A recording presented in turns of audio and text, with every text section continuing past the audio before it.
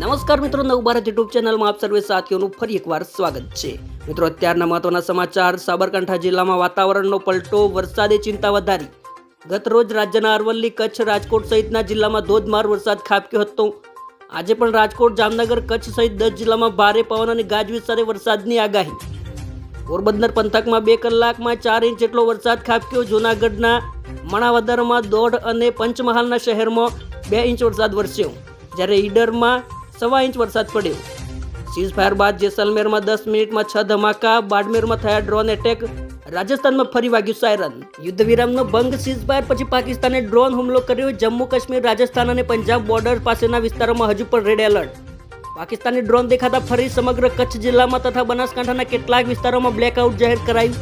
ઘણી જગ્યાએ સાયરન વાગતા લોકોમાં અફરાતફરી।